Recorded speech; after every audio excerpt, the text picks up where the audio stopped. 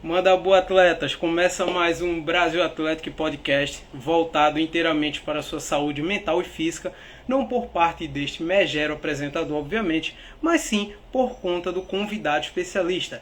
E hoje nós teremos a honra de receber, sim, galera, hoje nós teremos a honra de receber a professora Ingrid Dias.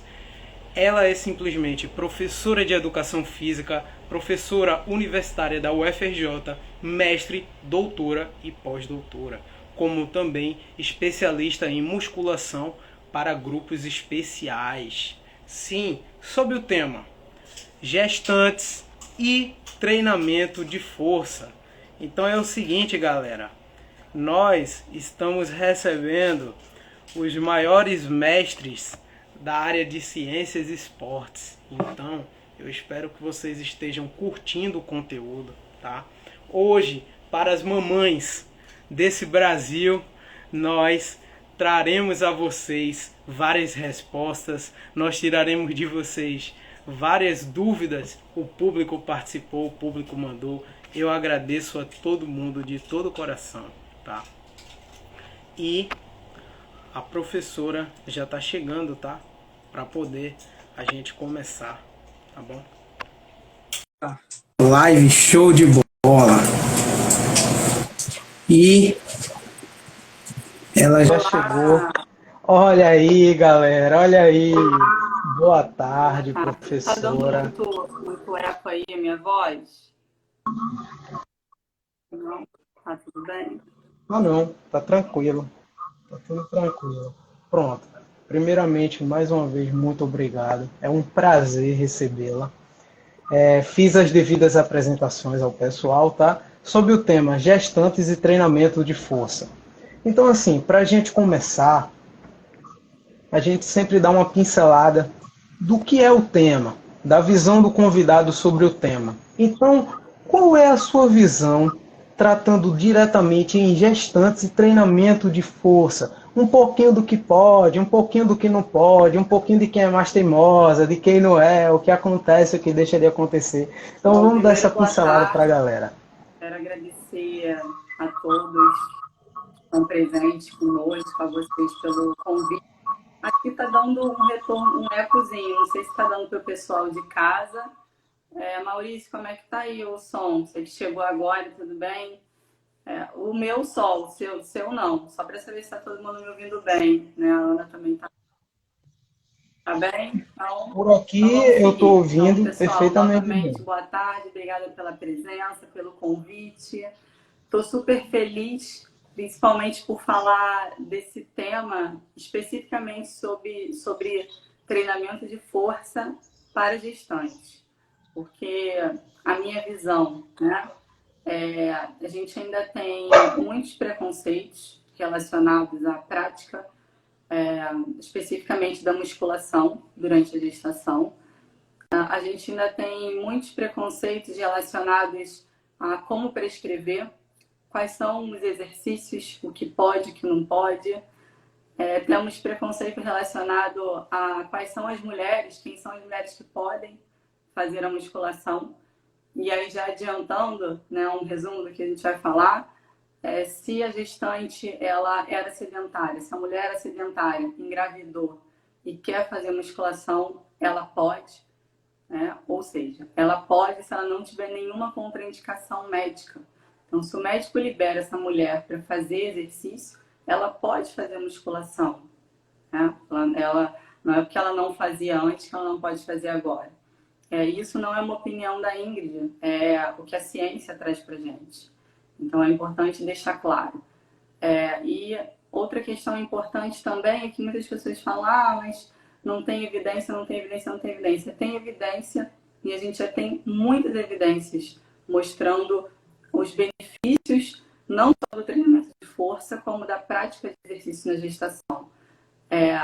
Hoje, a gente tem que tentar ao máximo evitar o repouso. Então, o que lá na época da minha avó, até da minha mãe, né, dos parentes com mais idade de vocês, era orientado é que a galera ficasse em repouso. Hoje, é totalmente contraindicado o repouso. é isso. Acho que eu já falei um pouquinho e a gente tem algumas perguntas, né? Vai responder, mas se quiser também eu continuo. Não, fique à vontade. E outra coisa, o público participou bastante, tá? Recebemos muitas perguntas. As mamães têm muitas dúvidas, né? Às vezes, até um pouco de acessibilidade à informação correta, né? Do que ela deve fazer. E também deixando bem claro, tá? Que nós temos aqui muitas dúvidas sobre quando já é mamãe, o que eu posso fazer, né? O que elas podem fazer. Então, muito bacana a interação do público. Vocês tiveram um pouco da visão da professora, tá? Sim, a galera já tá falando aqui que é fera demais. É uma honra a Brasil Atlético está tendo essa moral de receber os maiores mestres das ciências e esportes. Então, realmente é fantástico. É um privilégio, galera. Às vezes, quando eu estou elogiando o convidado, tem até uma galera que tá falando assim, pô, tá elogiando o convidado e tal, mas é porque eu me delicio com isso, galera. Olha quem a gente tá recebendo, olha os convidados que a gente recebe, enfim. Então, vocês escutaram um pouco, tá? Da visão sobre o tema. E nós podemos já decorrer com as perguntas, né? Então, assim, primeiro são 5 perguntas da equipe e depois 5 perguntas do público, tá bom? Então, nós vamos começar com 5 perguntas do corpo técnico. E o corpo técnico elaborou perguntas relacionadas à dúvida da maioria do público, tá? Então, assim, professora, diretamente a primeira pergunta. Relacionando diretamente o afastamento da diástase e exercícios de recuperação abdominal, qual a correlação e as melhores estratégias para regularizar todo o afastamento? Vou fazer aqui uma breve introdução, então a gente já está entrando aqui uma questão relacionada ao pós-parto, né? Então, o que é a diástase? Então, para quem está assistindo aqui agora, que não sabe o que é, então a gente tem aqui a nossa parede abdominal, tá? E aqui a gente tem os músculos do reto abdominal. O que acontece na gestação? Minha cabeça vai ser o útero, tá, gente? Então, o útero vai crescendo e essa musculatura vai se afastando. Já precisa dar espaço, a musculatura precisa dar espaço para o músculo crescer. E aí ela fica com uma distância ali, que é a linha alba, a distância entre os retos abdominais. Essa é a chamada diástase fisiológica. Ela vai acontecer, porque o útero precisa crescer, né? Então o músculo ele precisa dar espaço para esse crescimento. O que acontece no pós-parto? No pós-parto, depois que o bebê nasce, nem sempre, né, essa musculatura ela volta imediatamente para a posição original. Por quê? Porque na gestação é como se a gente começasse a pegar um elástico, né, um músculo e estirar. Então ele não volta imediatamente. A gente tem um tempo de recuperação. Então, além desse afastamento e desse estiramento da musculatura, quando a gente pega um elástico e a gente estira ele por muito tempo, ele perde o quê? A sua capacidade de tensão, de elasticidade. É o que acontece com o músculo. Então, no pós-parto, a ideia principal é diferente do que muita gente pensa. Muita gente fala, como é que eu faço para diminuir esse afastamento, né? Para juntar os músculos novamente. O nosso principal objetivo é recuperar a elasticidade, a contratilidade, a função dessa musculatura, né? É o nosso pensamento, recuperar a função. Isso é o mais importante.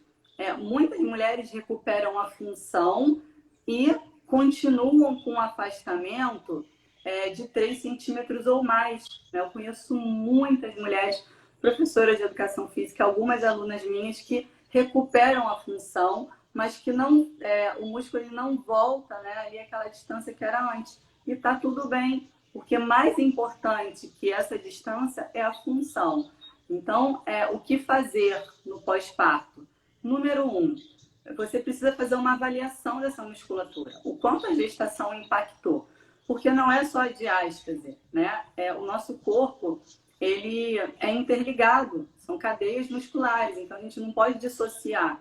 E toda essa alteração na região abdominal, ela tem um impacto muito grande também no que a gente chama de MEP, que são as musculaturas do assoalho pélvico. O que é a musculatura do assoalho pélvico? Pensa que a minha cabeça é a barriga da gestante, e aqui a gente tem o final, onde a gente tem a vagina e o ânus, tá? Então aqui a gente tem uma musculatura que sustenta o feto e todos os nossos órgãos, como se fosse uma rede. Essa musculatura, ela fica cansada, perde elasticidade também. E junto, né, com essa disfunção de abdômen, ou seja, toda a região do core, né, abdômen, paravertebrais, musculatura do assoalho pélvico e glúteo, toda essa musculatura ela sofre alteração e precisa de uma avaliação antes de reabilitar. Por quê? Porque todo esse aumento de pressão intraabdominal, de pressão interna, precisa ser reduzido. E está aí a questão do abdominal. Na verdade, eu estou falando da flexão do tronco, principalmente, né? Aquele abdominal tradicional, flexão do tronco. Quando a gente faz a flexão do tronco, tem uma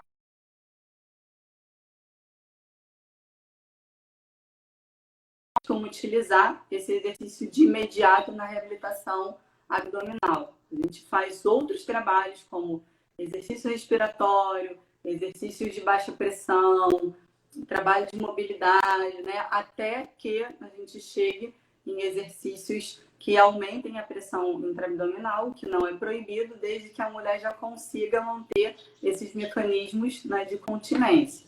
É isso. Tentei ser rápido.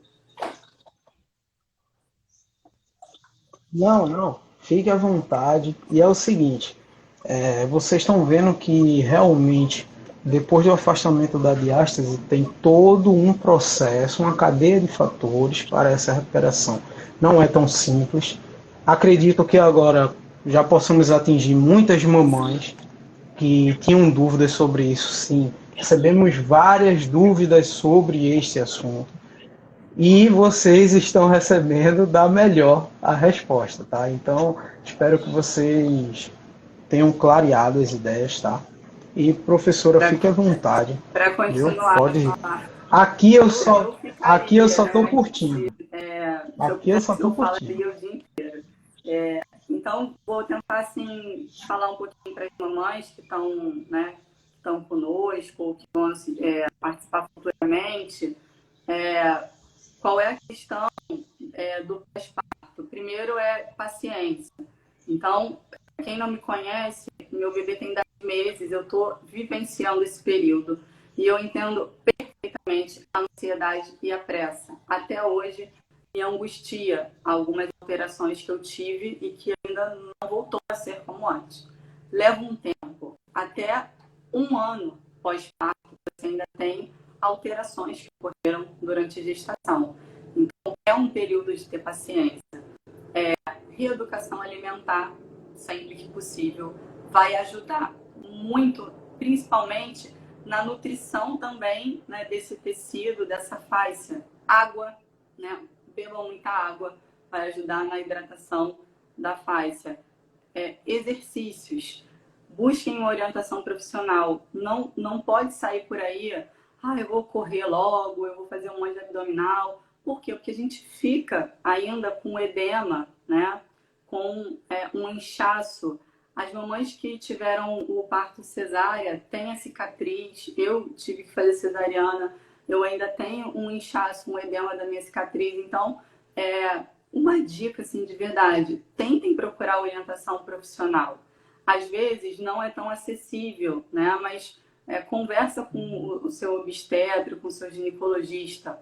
Porque o mercado de promessas do pós-parto, da maternidade, ele é assim, ele vem como uma avalanche e pega as mães numa fase muito delicada e sensível. Então, às vezes, a pessoa ela começa a gastar muito dinheiro, a tentar muita coisa que às vezes vai até piorar o estado. Então, procurem um profissional de confiança. Esse é o meu conselho. E também reforçando, para quem voltar a fazer exercício, atividade física, eu pelo menos tenho o olhar de procurar um profissional da educação física que seja especialista, tá, no assunto, porque você vai se reabilitar melhor, você vai conseguir fazer um processo mais adequado, né? Porque sabemos que infelizmente tem muitos Não profissionais entendem que às nada, vezes se metem não a entendem saber e fazem o que não exatamente nada do sabem. que acontece na É, é. gestação, nem no E pós-parto. Você colocou muito bem, não adianta só entender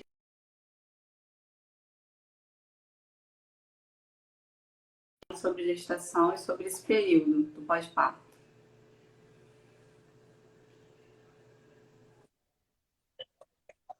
então tá aí o recado para a galera.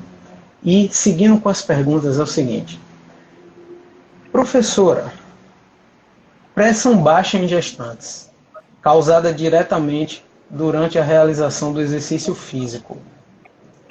Por que ocorre?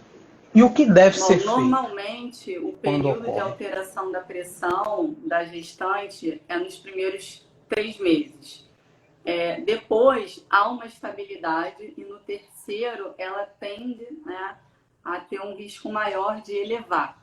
Então, se tem até um risco maior de hipertensão gestacional e até de pré-eclâmpsia, né, que são fatores que podem até levar à mortalidade materna e fetal. Mas falando sobre a pressão arterial, por conta dos ajustes hormonais, então a gente tem uma avalanche hormonal no primeiro trimestre, e aí não é só a hipotensão, mas são as náuseas, a dor de cabeça, os enjoos. E aí a gente, às vezes, até confunde um pouco a fraqueza, né? A gente vai precisar saber se é realmente da pressão arterial que está reduzida, e o exercício ele vai ajudar a reduzir ainda mais, ou se é da alimentação, porque nesse período muitas mulheres não conseguem se alimentar da forma adequada. Então você às vezes junta uma mulher, né, vou falar aqui informalmente, que tem vômitos, né, que come, mas não, nada para no organismo, isso é muito comum. É uma mulher que se alimenta de biscoito creme crack, água, gengibre e algumas coisas, e não consegue comer mais nada além disso. Quer fazer exercício, está com baixa de pressão por vários fatores, além, né, das alterações hormonais. O exercício, ele tem um efeito hipotensor. Então, qual seria a minha dica nesse caso? Primeiro, conversar com a sua aluna, entender todos esses fatores em conjunto, não só a pressão, né? Como é que está a alimentação, se ela está tendo algum sintoma, como é que está a hidratação. Antes de iniciar o exercício, faz a aferição da pressão arterial, né? Então, ela vai te relatar mais ou menos quanto era a pressão dela normal, você avalia se está muito abaixo do normal. Pergunta sobre sintomas, se ela está sentindo fraqueza, tontura, né? Se ela está sentindo ali algum sintoma, e tenta avaliar se é da pressão ou se é da alimentação para começar o exercício. Dica, faça uma sessão com menor tempo de duração, nesse caso, né? Porque a gente tem alguns estudos mostrando, inclusive do nosso grupo, a relação do volume de treinamento, né, o volume total de treinamento, com a magnitude de redução de pressão arterial. Então, o ideal seria optar por um treinamento mais curto, né, de 20 minutos, ao invés de fazer uma sessão maior. E como a gente também pode ver, tem até gestantes que, por falta de informação, treinam normalmente, né? Treinam ali 1 hora de treino. Às vezes as mamães que pegavam mais pesado treinam passando de 1 hora de treino e treino pesado, né? E às vezes elas não têm a ciência ali do que ocorre, não é, com esse treino tão volumoso, tão pesado, né, que realiza. A Fabi mandou aqui o seguinte, que também pode ser por muitos efeitos psicológicos. Existe essa correlação mesmo dos efeitos psicológicos também pode ser considerado para pressão baixa, o mal-estar da gestante? Né? Porque Eu não sei se nesse caso, se é o caso que está colocando, mas a gente começa a ler muito nesse período, o que acontece. E aí é igual ler bula de remédio. Você não está tendo aquele sintoma, mas é psicológico que vai acontecer. Então, pode acontecer. E às vezes acontece muito, né? Muito nessa. Uma coisa também que acontece nesse primeiro trimestre às vezes, uma elevação além do normal da frequência cardíaca também, por questões psicológicas de ansiedade daquela fase, tudo novo, está começando, né? Eu tive uma aluna que ela chegava para treinar, parecia que ela já tinha caminhado meia hora. Eu falei, pô, não é possível. Como é que a gente vai começar a treinar? Olha como é que você está. A gente tem que fazer um exercício de respiração antes, tentar estabilizar a frequência cardíaca para a gente começar o exercício. Então, com toda a razão, o fator psicológico tem uma interferência muito grande. E ela até mandou aqui que muitas vezes são mal compreendidas, Olha, né? Sofrem muita de uma reprima forma geral, porque a mulher falam mal e às compreendida vezes não já começa compreendem. pelo ciclo menstrual. Eu fiz uma live na semana passada, não, foi essa semana, com a Raíssa, falando da questão do ciclo, que muita gente fala, tem nada a ver, mimimi. Não é, quem passa por isso sabe que você tem uma diferença no seu rendimento, na sua disposição, na sua qualidade de vida. Então, precisamos sim, né, ter esse olhar. E realmente a mulher é mal compreendida no ciclo menstrual, na gestação, no pós-parto, na menopausa, na terceira idade e tudo.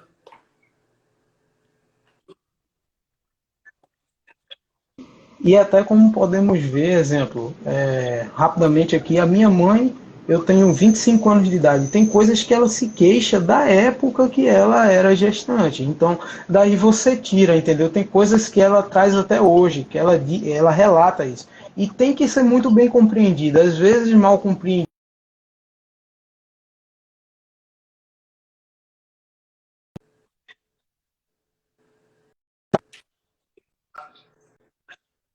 De fato, né? A galera poder ver aí alguns relatos de fato do que realmente acontece. E é o seguinte, seguindo com as perguntas, professora, mito ou verdade? As gestantes podem treinar até o último dia de gestação. Foi, tá dando um pouquinho aqui. Tava dando uma interferênciazinha de áudio aqui. Ainda tá. Agora é o normal? Tipo de microfone, Ainda tá. Agora parou. Deixa eu ver aqui. Tá, pode repetir do mito. Certo. Vamos lá. Mito ou verdade? Que gestantes podem treinar até o último dia de gestação. Oi, desculpa, não ouvi direito. Mito ou verdade? Que gestantes podem treinar até o último Verdade. dia de gestação. Tem gente que treina até minutos antes do parto. Então, o treinamento ele é essencial. O que a gente precisa fazer? Adaptar e ajustar esse treinamento. Por quê? Principalmente a partir de 37 semanas já tem uma dificuldade de locomoção, de mobilidade, falta de ar também, algumas mulheres edema, mas a gente pode continuar fazendo treinamento de força. Ele só vai ser adaptado, né?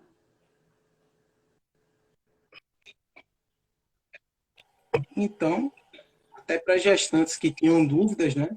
Podem continuar treinando normalmente, tá? Normalmente, certo? Só a intensidade, controlar a pressão do esforço, mas pode treinar, não é proibido. Então, considerações, só muito bem instruída, muito bem orientada, como a gente reforça aqui, por um especialista, certo? Seria de deveras um especialista para melhor lhe acompanhar, e sim, porque muito cuidado, você está grávida, certo? Então você tem que ter cuidado com você, com o bebê, não é? cuidar de duas saúdes ao mesmo tempo, como também em todo o processo. Então tem que ter muito cuidado, muita cautela e muito bem orientado. Principalmente uma coisa que a gente também recomenda, pelo menos pelo que eu li, tá? Sou leigo no assunto, tá? Eu sou professor de educação física, sou leigo no assunto. Estou aqui aprendendo com vocês, mas pelo que eu li, pelo menos você vê se o professor tem uma certa experiência, se ele tem um trabalho reconhecido, para você ter todos os cuidados necessários nesse processo. Exatamente. Não é isso, professora?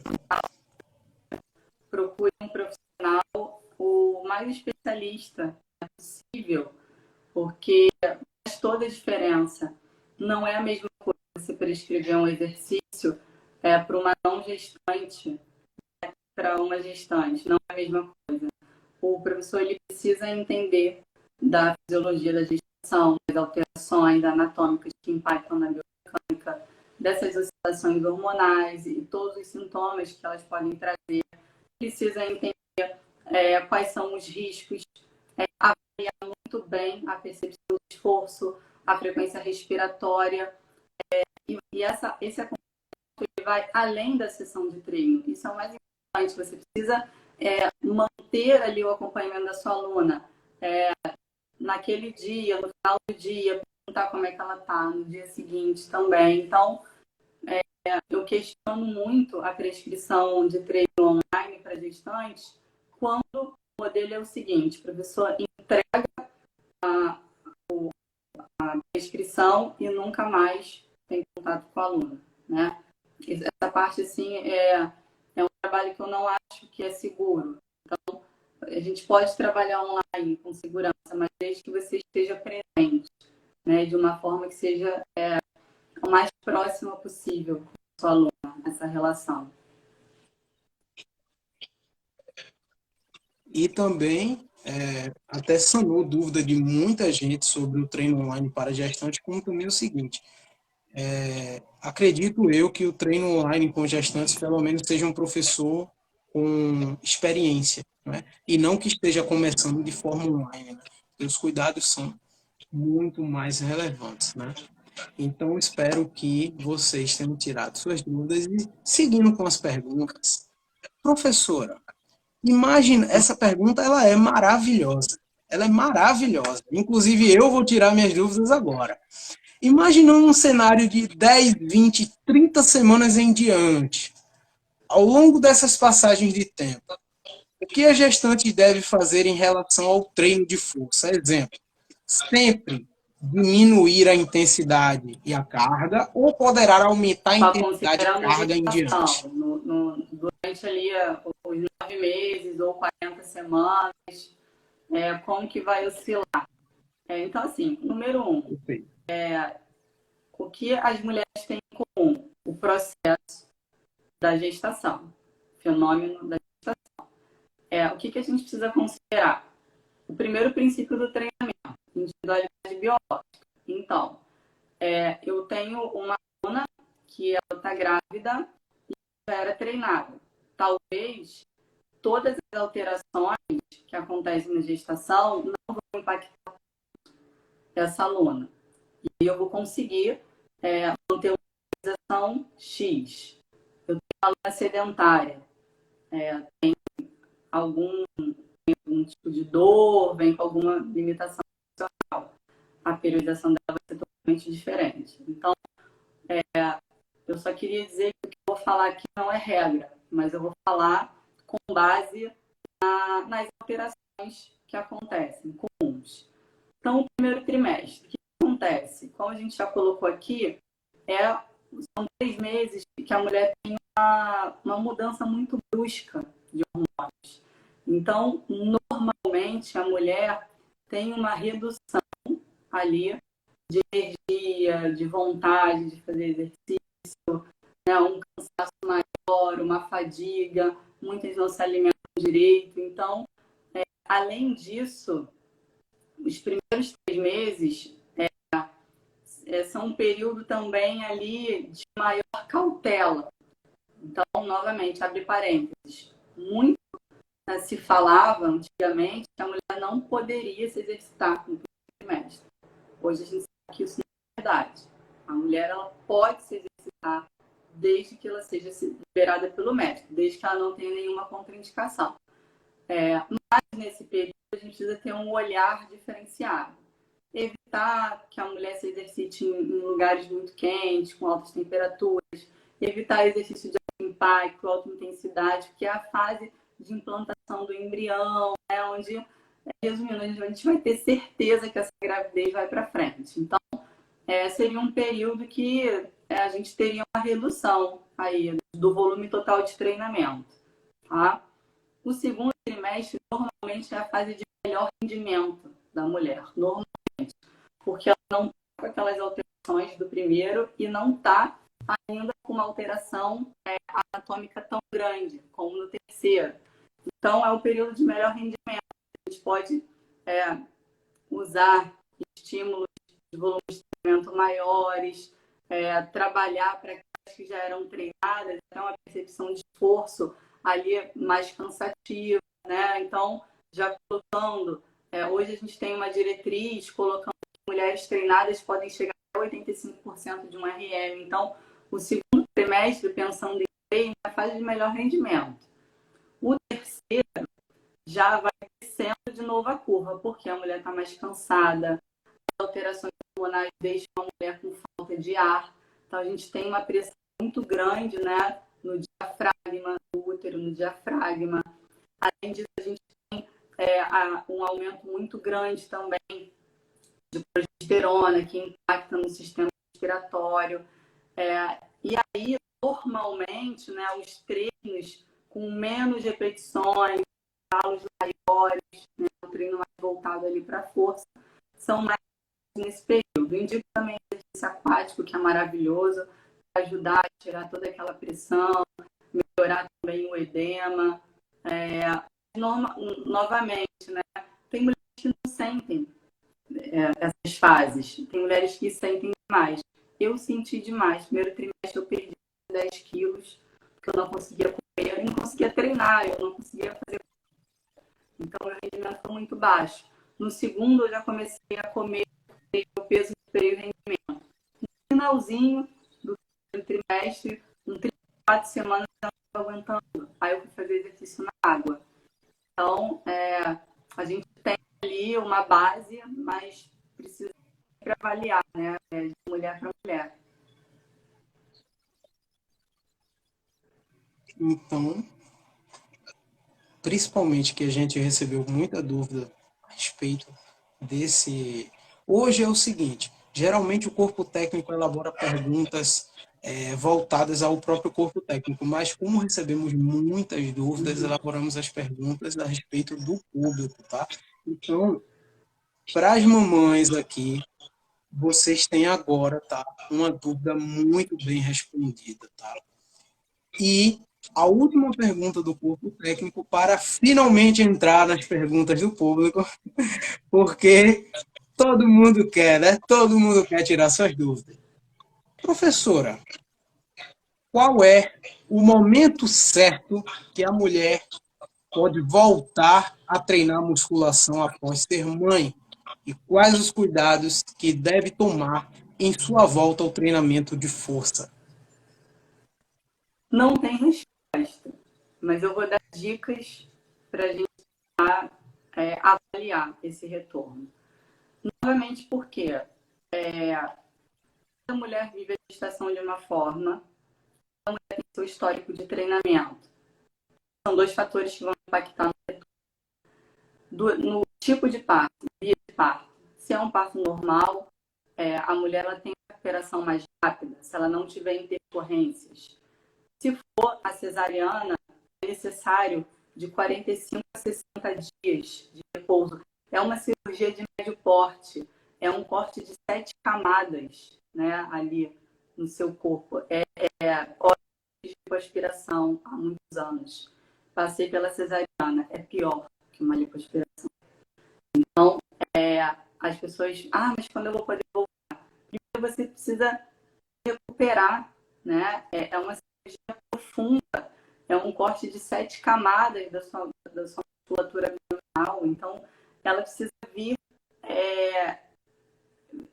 cicatrizando de dentro para fora, então não pode ter pressa. O que é o ideal? Começar, faz um parto normal, já na primeira semana já pode começar os exercícios respiratórios e do assoalho pélvico, desde que orientado. Na cesárea, normalmente, o médico ele precisa dar liberação para essa mulher retornar por conta do procedimento cirúrgico. Normalmente, isso acontece de 45 a 60 dias. Além disso, do retorno ele depende de alguns fatores. A mulher, normalmente, ela amamenta. Eu perdi 12 quilos, eu cheguei a 50 quilos, tá? Quando meu bebê tinha 4 meses. Eu não tinha força para fazer muita coisa. Ele mamava muito, muito. Então, vai depender da tua energia, da tua disposição. Porque se você amamentar, é como se você estivesse fazendo exercício, que é uma demanda energética, um gasto energético muito alto. Como é que você está conseguindo se alimentar? Então, nossa, quem é muito ouvindo é uma loucura. Porque primeiro, tudo é obedecer. Você vai lá comer o resto que está lá, que alguém fez, e sobrou. Então, rede de apoio. Você tem alguém para deixar o seu filho que você confia, né? Eu vou dizer, vou um mês, 2 meses, mas e seu filho? Você tem alguém para ficar com ele? Então, assim, são muitos fatores. Se a gente pensar no físico, só no físico, o médico libera 45 a 60 dias na cesárea, parto normal, se teve alguma intercorrência ou não. Se não teve, na semana seguinte, a mulher já está com a vida normal. O que é importante para voltar ao treino de força? Progressão. Lembre, gente, a recuperação é de dentro para fora.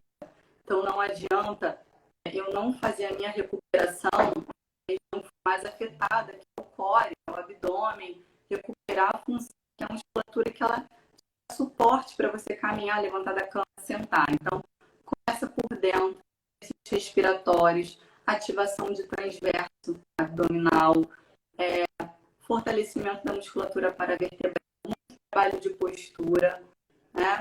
E esse trabalho ele pode ser feito sim em população. A gente precisa pensar, na verdade, em treinamento pós-parto, não é proibido exercício, mas você precisa de uma avaliação, se possível, da fisioterapeuta pélvica, junto com o seu obstetra, junto com a sua nutricionista, junto com o seu professor de educação física. Esse trabalho em conjunto é o que vai trazer o sucesso, né? Não dá para ter pressa. E também não é proibido voltar ao exercício. Então, a gente tem que ter consciência. E aí, então,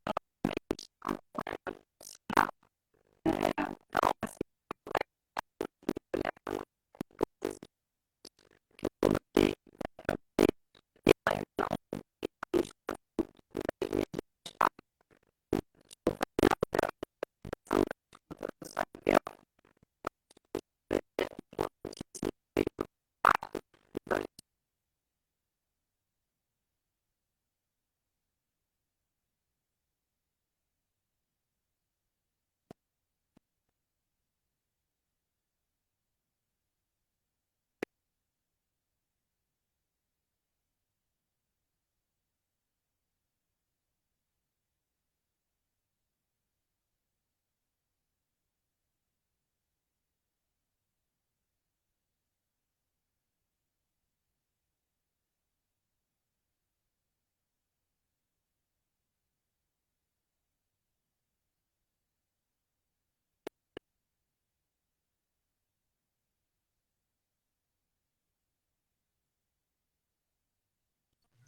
Então, assim, é uma aula de fato, tá? Realmente eu fico surpreso, até a galera colocou aqui como esse megero apresentador está surpreso, sim, eu estou. E realmente, vocês estão vendo a gama de responsabilidade que é. Então, minha sugestão, tá? Principalmente quem veio, eu conheço algumas pessoas que vieram com essa dúvida. Vocês que acompanham professores que trabalham com gestantes ou começaram a trabalhar com gestantes e já estão gravando conteúdo e estimulando e falando que pode, que pode, que pode. Com muito cuidado. Calma, procure informação de qualidade, procure saber se isso realmente pode, tá? Vocês viram aqui como a professora trouxe várias camadas, vários processos para chegar até esse ponto. Então não é tão simples, tá?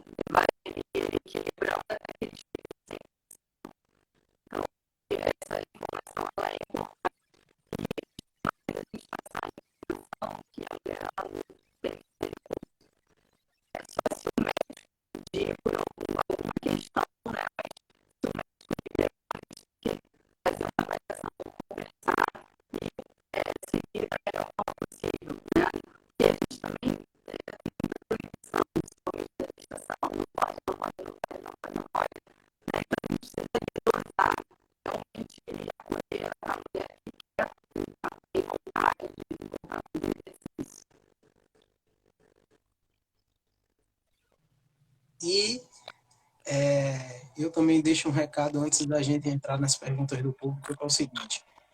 Vocês, macharada, compreendam mais, tá?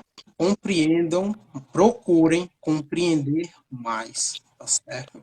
A professora é uma especialista, ela também, graças a Deus, é mãe, o filho dela é lindo, ela todos os dias faz ali, mostra um pouquinho, tá? Vocês estão podendo acompanhar o trabalho dela, então é o seguinte, vamos compreender mais, tá bom? E outra coisa, todo homem que vocês conhecerem manda essa live. Não é só querendo promover, mas é porque é querer que eles tenham informação, entendeu? Real e vejam como é realmente, tá? O processo e toda a compreensão que tem que se ter, tá bom? Então esse é o meu recado, ainda mais como um homem, filho e podendo passar um pouquinho também da minha visão, tá bom, galera? Agora a gente vai entrar nas perguntas do público. Sim! Então, público querido, obrigado pela participação de todos. Professora, você nos deu um trabalho maravilhoso. E foi o quê? Selecionar 5 perguntas de todas as que a gente recebeu. Então, poxa, sensacional a participação do público, das mamães querendo saber, tá? Sobre o assunto, né? E é o seguinte, para a gente começar. Professora, qual a influência do hormônio relaxina durante a Então, gestação? é importante, principalmente quando a gente pensa em exercício, falar desse hormônio, por quê? Porque ele causa um relaxamento, né? Como o próprio nome diz, ele causa ali uma mobilidade, né, nas articulações, deixa o músculo mais relaxado, principalmente na região da cintura pélvica, do quadril, a prodossório pélvico que eu comentei. Então, as mulheres têm maior flexibilidade na gestação, conseguem alcançar maiores amplitudes de movimento. Então, a gente tem que ter um pouquinho de cuidado na hora de fazer alongamento durante a amplitude de movimento, principalmente exercícios de impacto. Como você está ali com instabilidade, né? O pessoal está falando que não está dando para me ouvir. Eu também estou. Aqui eu estou ouvindo normal. Está normal. com falha, então a gente precisa ter muito cuidado também com exercícios de impacto, porque a mulher fica mais suscetível a fazer entorses, né? Por causa dessa... Deixa a mulher mais mole, as articulações mais moles, mais frágeis. Então a gente tem que ter muito cuidado nessa fase, por conta desse hormônio. Então, realmente é algo que relaxa, tá? É algo que, para as mamães que fizeram a pergunta, vocês têm agora uma relação melhor, tá? Com o que vocês ouviram falar sobre o hormônio e etc. Seguindo com as perguntas, professora, como deve ser o treinamento de força para gestantes diabéticas? Eita! Sim, E quais os o maiores treinamento de cuidados? força, assim como, né, o Edson melhorou, assim como para qualquer outra população com diabetes, ele vai ajudar principalmente a melhorar a sensibilidade insulina, tanto muscular quanto hepática. Então, é importante que a mulher ela faça não só o treinamento de força, mas o treinamento aeróbio e redução e educação alimentar. Porque, mesmo aquelas que não são diabéticas, porque a gente tem as alterações hormonais que acontecem durante a gestação, elas levam a mulher a um estado diabetogênico, né?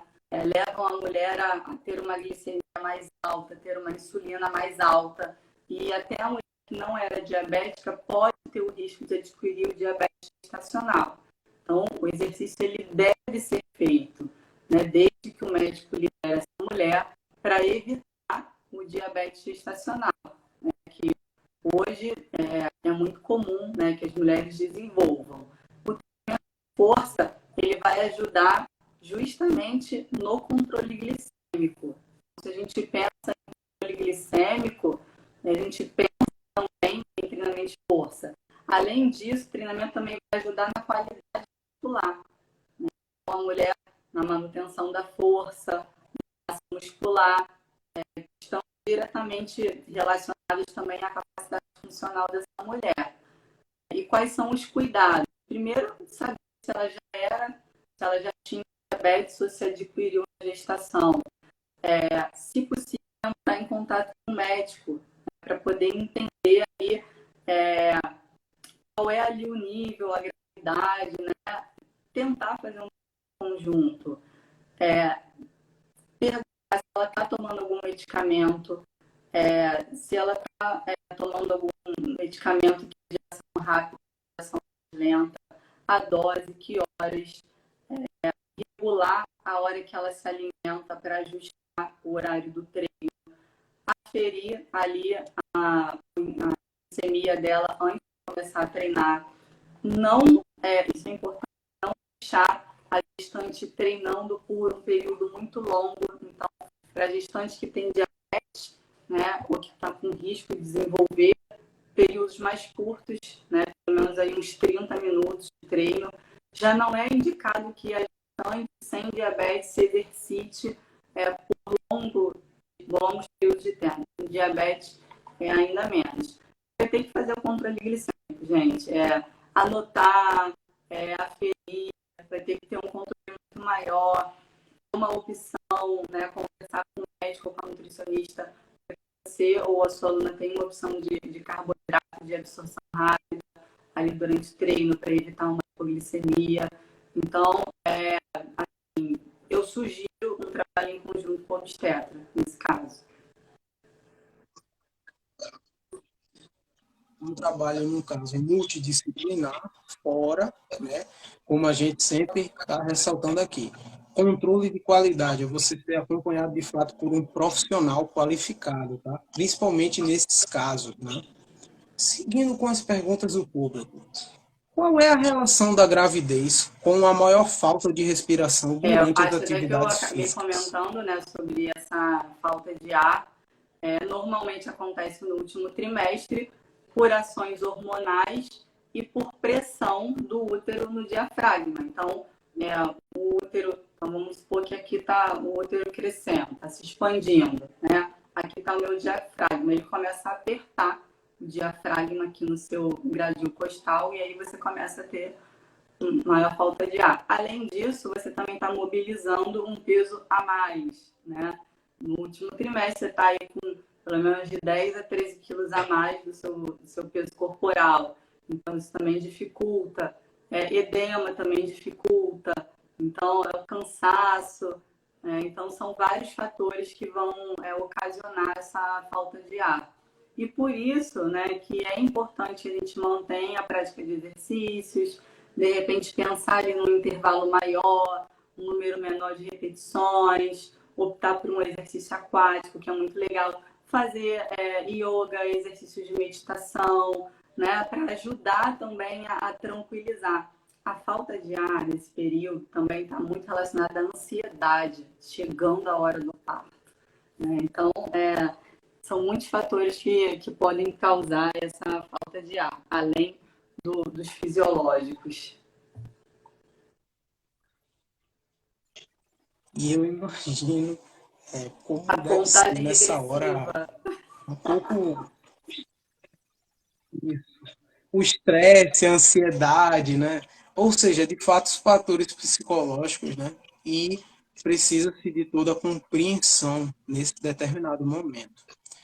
Eita, essa pergunta, meu Deus, quantas vezes a gente recebeu essa pergunta, hein? Se tiver alguém aqui da equipe, fala aí, porque foi de monte. Professora, vamos finalmente responder o público. Qual o papel do fisioterapeuta pélvico após a gestação? E por que ele é tão fundamental para uma gestante? Finalmente, galera. Eu também recebo muito essa pergunta. E, é fundamental não só no pós-parto, mas durante a gestação. Então, eu comentei que acontecem várias alterações no corpo da mulher, a expansão do útero, a questão da diástase fisiológica, a influência dos hormônios, então, a maior mobilidade da região pélvica, principalmente, né, eu falei da nossa rede, os músculos do assoalho pélvico que vão sustentar o peso do feto e de todos os nossos órgãos, e junto com a ação hormonal, ele acaba ficando mais relaxado, né? Então, fica sobrecarregado. Qual é o papel da fisioterapia pélvica? Então, se eu vou citar né, são vários, mas eu vou citar que é a reabilitação dos músculos do assoalho pélvico, são os que mais sofrem durante a gestação. Não só durante a gestação, mas também na hora do parto. Então, o parto vaginal, então, é inegociável, né? A fisioterapia pélvica. Essa mulher, ela retome ali essa saúde da região íntima, não tenha dores durante a relação sexual, não tenha ali ou trate a incontinência urinária, que é muito comum, é super comum, né? Não é normal, mas é super comum. Muitas mulheres têm, eu tive incontinência urinária.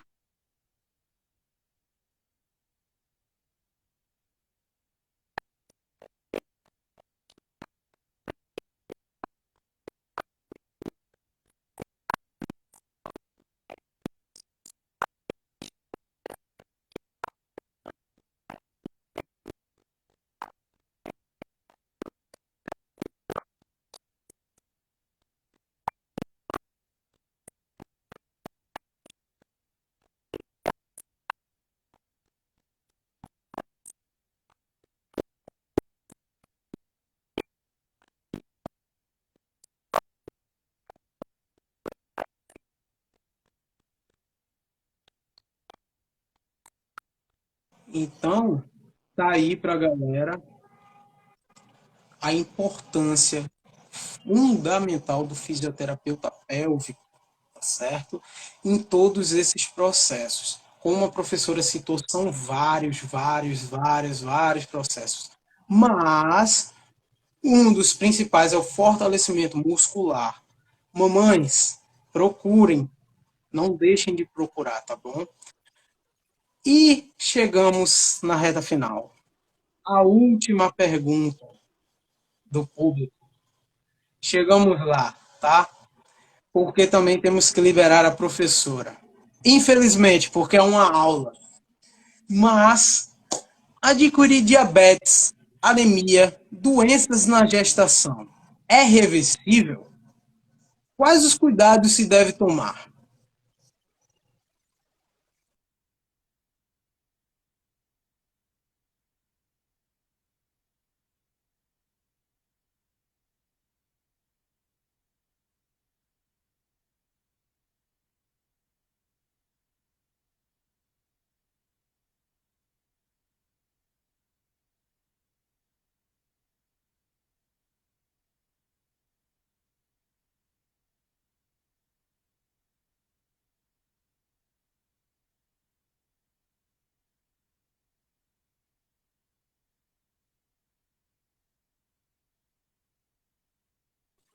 Eu estou ouvindo. E outra coisa, galera, vai estar no canal de cortes, vai estar no YouTube. Fiquem tranquilos, o vídeo vai estar armazenado aqui, tá bom?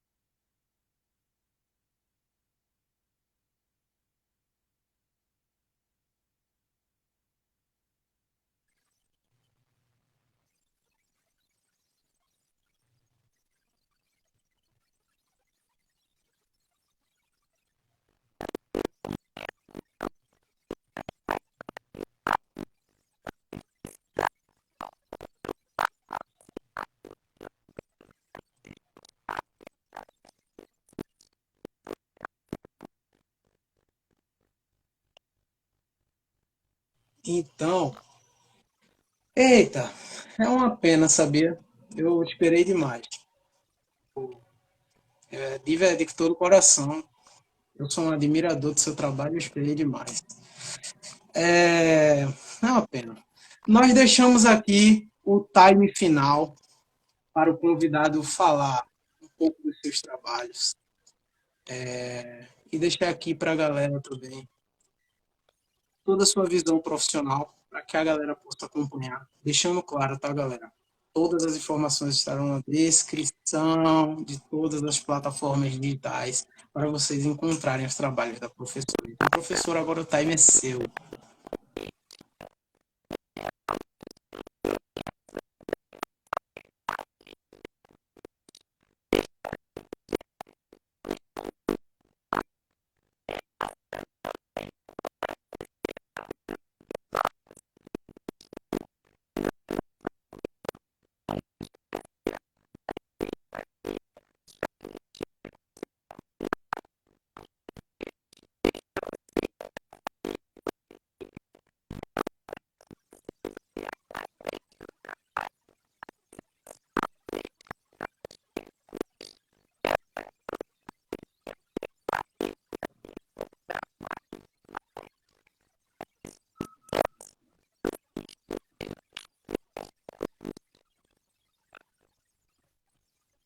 Obrigado. Muito obrigado de todo o coração. Galera, foi mais uma edição do Brasil Atlético Podcast. Fiquem com Deus, se cuidem. Muito obrigado, professora. Outras oportunidades, outros bate-papos virão. E até a próxima, galera. Fiquem com Deus. Valeu.